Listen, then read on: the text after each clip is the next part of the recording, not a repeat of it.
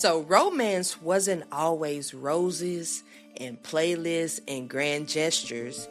In fact, experts have discovered the oldest known love poem is about 4,000 years old, y'all. It's about 4,000 years old. Can you imagine that?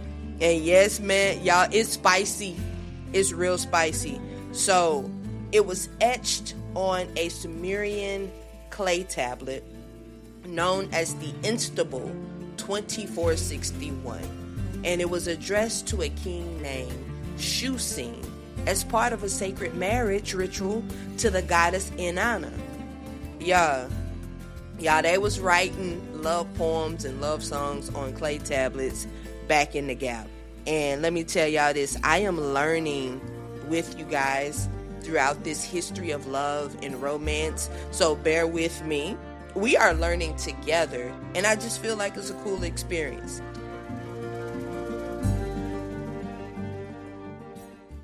Spread your wings, chirpers. Welcome to the Chirp Session Weekly Diary Love Series, Love Unfiltered. I'm your host, C Thompson, and today we are rewinding the love story, not to the 90s R&B, but to the ancient Mesopotamia. Then we're going to jump forward to the Middle Ages, where our modern romance script got super theatrical, y'all. Real theatrical. Kind of how we are sometimes these days. By the end, you'll know why love today can feel so complicated. We're actually mixing ancient duty with medieval fantasy and modern freedom into one relationship stew. I'm going to say that for y'all one more time. We are mixing ancient duty with medieval fantasy and modern freedom. And we're trying to make this one big relationship stew. Okay? Picture this. Get in the mindset. Archaeologists pulled thousands of tablets out of the earth at Nippur in the late 19th century. Decades later, Sumerologist Samuel Noah Kramer finds a small, well-preserved tablet in a museum drawer. He reads it, and he realizes, hey, I'm holding one of the oldest love songs ever written. The poem celebrates the king's beauty, honey sweet, and likely belonged to a New Year tradition ritual where the ruler symbolically married a priestess representing Inanna. And with this, he was securing fertility for the land, right? So he's trying to give us some babies. Get some babies into the kingdom. Honey sweet. Yeah, honey sweet. I like that name. I might have to change it. Honey sweet. We might have to make some contacts. Honey sweet, y'all. But I love this part.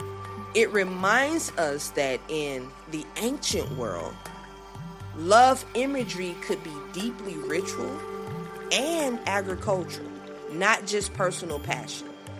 All right? So it looked a lot different in the ancient world.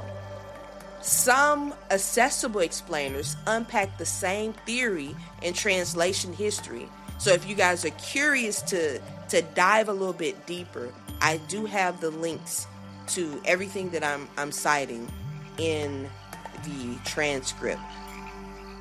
So fast forward. Let's fast forward a couple millennia, right? In many places, marriages are still mostly arrangements. So there are arrangements between families, alliances, property, lineage. Romance, it's kind of optional. But the idea of refined courtship, love as an art, started to blaze in Europe, y'all. So we started to get into more of the let's say, experimental parts of love. We started to get more into the I'm going to love freely. If I feel it, I'm going to express it parts of love, not just the duty of having a husband and a wife or relationship, all right? So welcome to the 12th century and the world of courtly love. And this is kind of like the section I fall into. I feel like relationships have different pillars and layers. You have the business portion of your relationship, and then you have that courtship, and which I also feel like is an important part. And if you can find everything that just works together, man, y'all doing what y'all supposed to do, okay? Troubadours. So those are your medieval lyric poets. Those are your musicians in southern France. And they sing poems about longing, loyalty, idolized devotion. They singing like Keith Sweat and Jodeci and Silk back in the medieval times, y'all. So think of it in that mindset. Those are your Jodecis, your Silks, your Guys, all those groups. The Jagged Edges, if I can bring it more recent, the 112s, Troubadours. That's who they were, right? So then a cleric named Andreas Capellanus writes The Amour, often called the art of courtly love. And it reads like more like a cheeky, sometimes contradictory manual on love. He lists these playful rules and he dramatizes dialogues between different social classes, flirting and negotiating desire. Now, here's the nuance to that, right? Scholars argue that Andreas is conflicted. He's hesitant. And maybe he's just being a little overly sarcastic in a sense about some of it, right? So the text is both a celebration and a critique. Kind of like our modern think pieces on dating apps or social media. When you see people do their think pieces on different topics, this is kind of what Andreas was doing with his writing, right? Courtly love gave us that love should be refined, that noble and a bit impossible type vibe. The idea that yearning itself is romantic. I love yearning, y'all. Let me tell y'all something. That high of yearning someone physically, yearning someone emotionally, yearning someone's energy. Maybe I'm a sucker. I told y'all I'm a hopeless romantic, but that yearning when it comes to romance, that's the foreplay of love for me, that yearning feeling. Add that to centuries of marriages built on practicality, and you can feel the tension that we still navigate, right? Big picture. For most of history, marriage was a social contract, y'all. It wasn't about romance. It was a social contract between alliances, continuity, property. It wasn't primarily a romantic merger. But there are compelling counter stories. Ancient Egypt shows affectionate partnerships in text and art, right? Love poems from the New Kingdom and tomb scenes of couples touching tenderly alongside social and legal pragmatics like dowries and property agreements. So, y'all, when they were out doing business, they were holding hands and rubbing shoulders and showing affection and looking into each other's eyes and having that affection. So we did see some of that in ancient Egypt, okay? So the romance we crave, y'all, it's part medieval performance, part ancient ritual, layered into a contract that became personal only recently. No wonder we asking for a lot. Y'all, love and romance and in marriages and partnership has evolved so much over the decades, and now it's just a stew. It's part medieval performance, part ancient ritual, layered onto a contract that became personal in these times, right? We're asking for a lot, but I will say it's doable, right? It's doable. So if your love story feel messy, remember, we are mixing duty, fantasy, and freedom. That's a lot of scripts. So don't feel bad. You're trying to navigate a lot. We're juggling 3 different scripts here. So here's your homework though. Which love rule that you inherit that you're choosing to unlearn this year? Some examples. So let me give y'all some examples of love rules.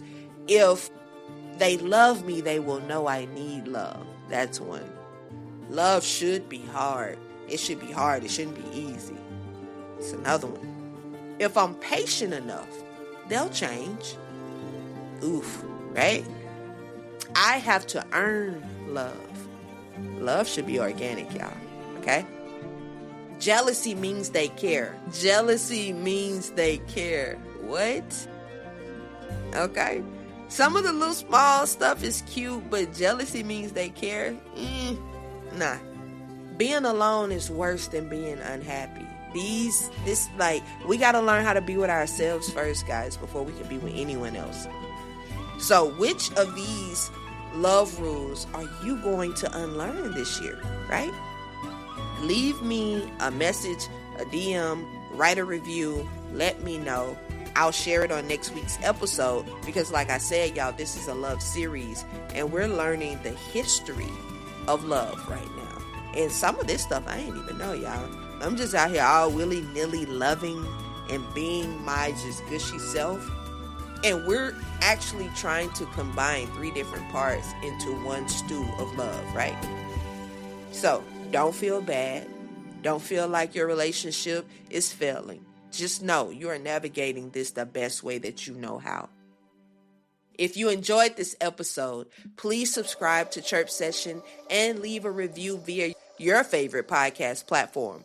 Follow Chirp Session on YouTube, Instagram, TikTok, Facebook, and X for behind-the-scenes content and to join the conversation. Y'all make sure y'all tune in next week. Next week, we are learning about the science of love and what the brain is actually doing when it comes to love, embracing love, giving love, making love, all that good stuff. All right? Y'all stay tuned. I love y'all. I hope we had a nice little history lesson today. Y'all dig deeper. The links are in the transcript. Spread your wings later, chirpers.